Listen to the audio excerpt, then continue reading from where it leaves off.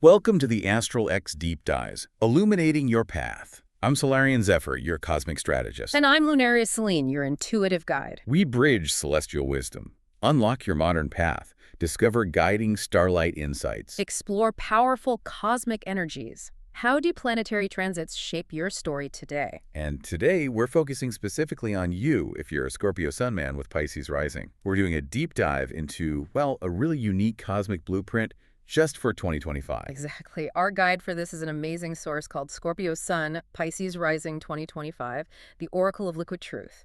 And it's really tailored to explore what the coming year holds for your specific energy, through that lens of astrology. Right. So our mission here is pretty clear. We want to cut through maybe some of the noise, pull out the really core insights, find those surprising little nuances, and highlight the actionable guidance that's packed into this source material. Yeah, basically help you understand your cosmic weather for 2025 and figure out how to navigate it with clarity, hopefully power, and maybe, a touch of magic. Okay, let's dive in. So this source starts by painting this really vivid picture of your core identity, your mythic blueprint. Mm-hmm. Calls you the obsidian phoenix that's your Scorpio sun, right? Yeah. That intensity, that transformation. Exactly. But veiled in the dreaming prophet's mantle, and that captures the Pisces rising, that sort of ethereal, intuitive flow. What I find so evocative is the image it uses to blend those. It talks about a subterranean firebird scattering bioluminescent plankton as it flies through these deep waters.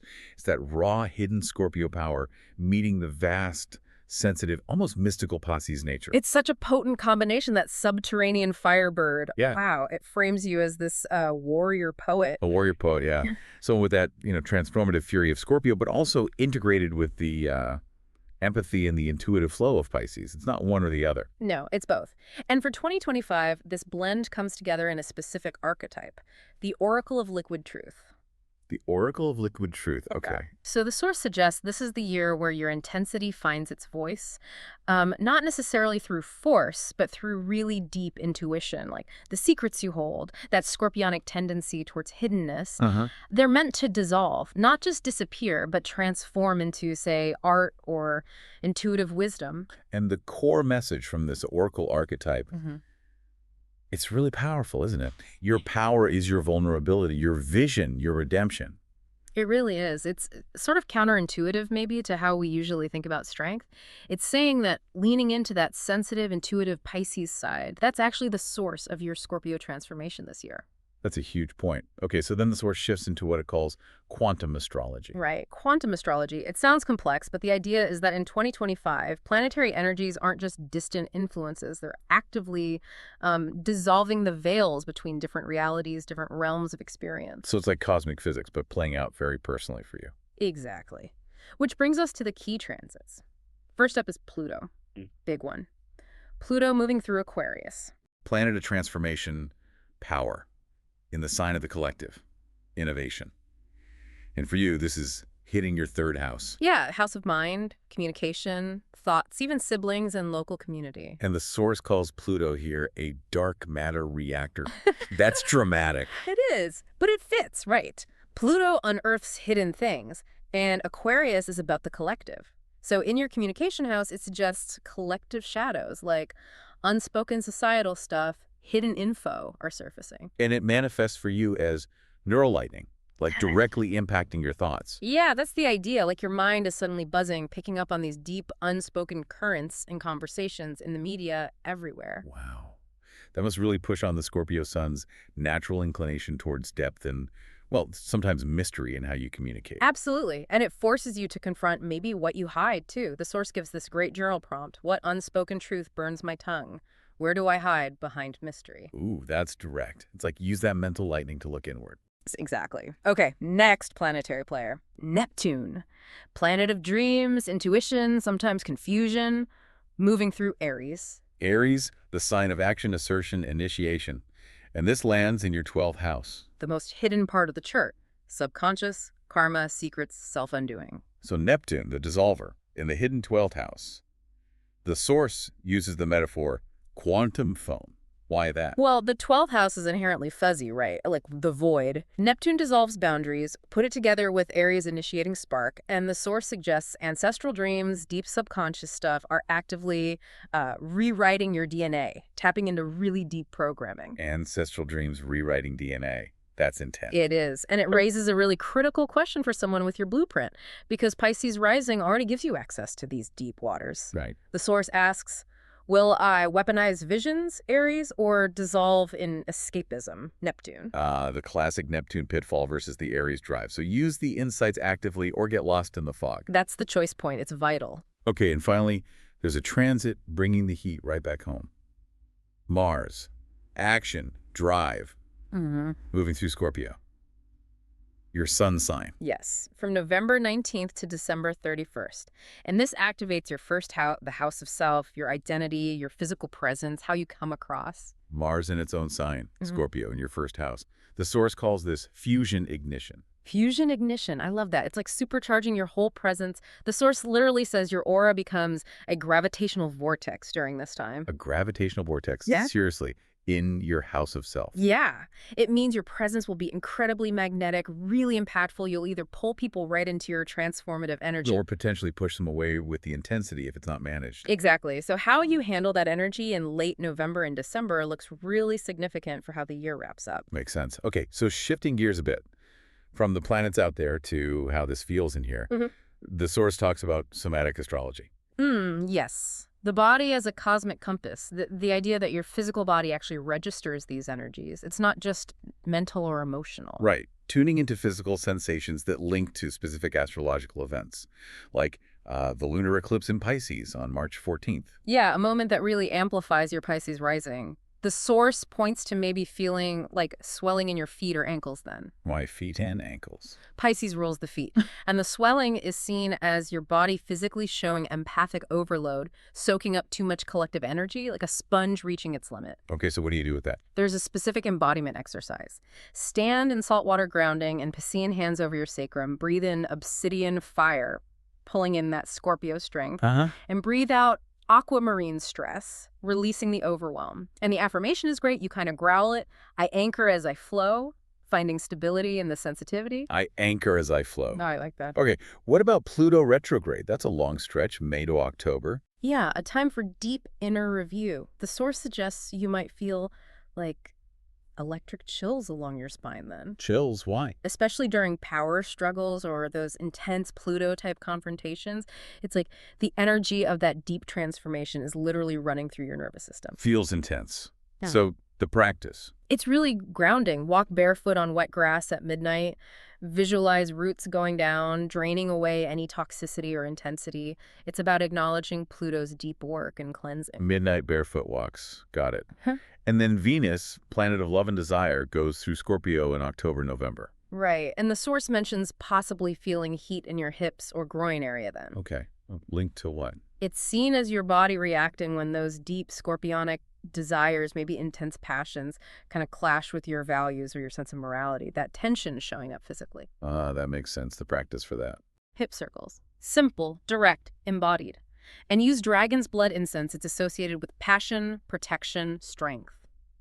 Perfect for working with that potent Venus and Scorpio vibe, physically moving the energy. Okay, so from the body, the source then zooms out to history, connecting your archetype to real figures. Historical synchronicity. Yeah, seeing echoes of your specific blend, that depth, passion, intuition, prophecy in people who made a mark. Like who? Well, it mentions Pablo Picasso, a Scorpio Sun. The source links his scorpionic intensity, how he broke down forms in Cubism, to a kind of Piscean vision-fracturing reality to create something totally new. So the Scorpio power expressed through a boundary-dissolving Piscean lens. Interesting. Exactly. And Elder Einstein.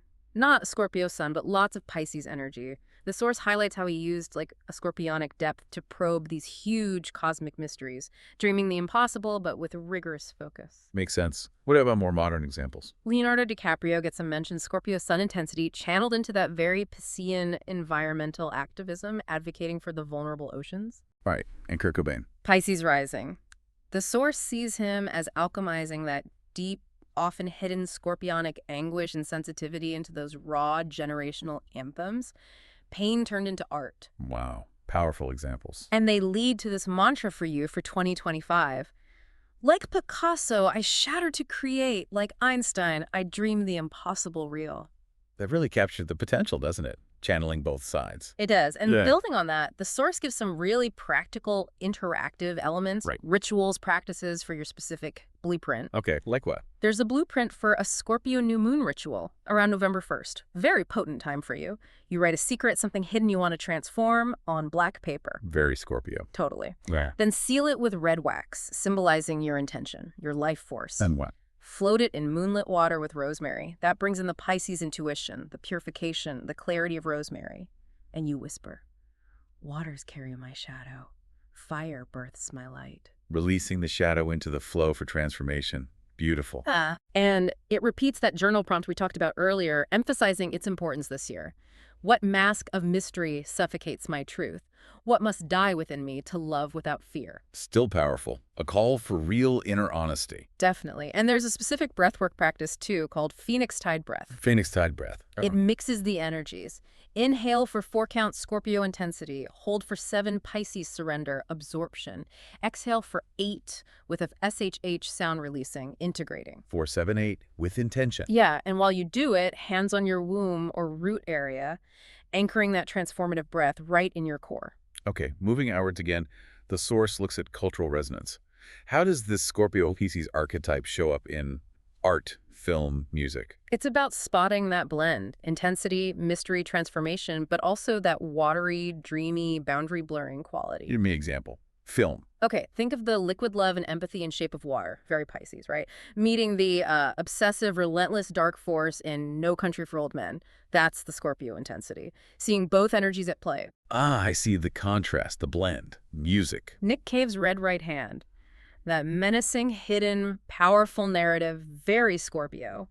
Fused with something like Radiohead's Pyramid Song, which feels totally submerged, ethereal, dreamlike, pure Pisces dissolving time and form. Yeah, good examples.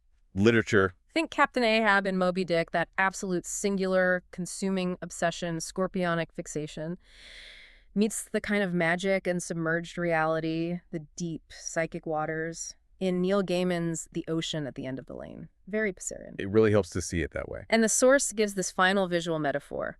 A black hole spinning inside a nebula. Whoa. Right. Immense, destructive focus power of the black hole. Scorpio existing within and shaping this vast, swirling, formless cloud of creation. The nebula, Pisces.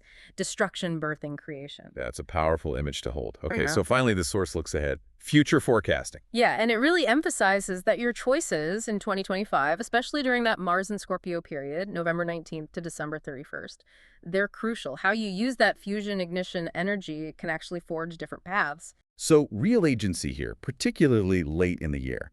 It presents 3 possible timelines. 3 potential timelines, yeah. Yeah. Based on how you channel the energy. Timeline A is the visionary vessel. Sounds positive. It is. This is where you consciously channel your intensity, maybe even your darkness, into art, using it creatively. So the outcome could be like launching major creative work, immersive theater, exploring trauma and healing maybe. Exactly. Using that Pluto depth in Pisces artistry. And the effect, Pluto in Aquarius in your communication house brings global attention to this authentic work. You might even ignite a sacred shadow movement. Wow. Is there a signpost for this? Potentially Jupiter, planet of luck and expansion, trining your ascendant around December 1st. The source suggests this could even show up as a major patron, like a celebrity supporting your work. Okay, timeline A. The visionary vessel. What's timeline B? Timeline B is called the Drowned King. This is the harder path if you numb the intensity or try to escape it. So falling into maybe Neptunian patterns, addiction, avoidance. Yeah. The outcome could be addiction relapses or maybe chronic fatigue, that Piscean tendency to dissolve, becoming detrimental. And the effects, Saturn, the taskmaster, transiting Pisces, forces a kind of reckoning. Like rehab or having to confront those patterns, maybe savior complexes. Exactly. That Piscean urge to lose yourself saving others, but as a form of escape. The signpost here could be a tough Neptune square Mars aspect around October 18th, a crisis point that reveals maybe who's been enabling the escape. Oof, a cautionary tale. What's timeline C? Timeline C is the quantum shaman. This is about merging your mystical side, Pisces, with assertive, activist energy, Scorpio Aries, focusing that power outwards. How would that look? maybe exposing corruption, like ecological issues affecting water, very Pisces Scorpio. Using powerful communication, like viral documentaries, leveraging that third house energy. And the effect could be real change. Yeah, Uranus, planet of revolution, triggering governmental reform. Your evidence actually saving ecosystems, tangible impact. What's the signpost for the quantum shaman? A full moon in Taurus on October 17th. Taurus is resources, the earth. Full moon brings things to light. The source suggests maybe a whistleblower contacts you then with key info. 3 very distinct possibilities. It really underlines the importance of conscious choice. Absolutely. So as this oracle of liquid truth guides you through 2025, the source really boils it down to one core question, synthesizing your whole archetype. Will you let your fire sterilize the waters, Scorpio, or let the tides extinguish your truth, Pisces? Finding that balance. Ensuring the passion doesn't scorch the sensitivity, and the sensitivity doesn't drown the power. Precisely. And the source ends with this just incredibly resonant image. The abyssal oracle, your deep intuitive self, smiles, and his ashes swirl into galaxies within the deep. Wow. Death, rebirth, transformation on a cosmic scale. Yeah. And the final message is this profound invitation, recognizing the power you hold. Volcanoes birth islands, oceans sculpt continents. You are both the destroyer and the dream. You can be both. Intense transformation and boundless creation. What a powerful note to end on. As our cosmic journey concludes, dive deeper into your unique path. Request your email audio reading now. Find the link in the description below. Explore episode resources and links. All details are waiting for you there. Ignite. Think. Become. Subscribe for Starlight Insights. Thank you for joining us.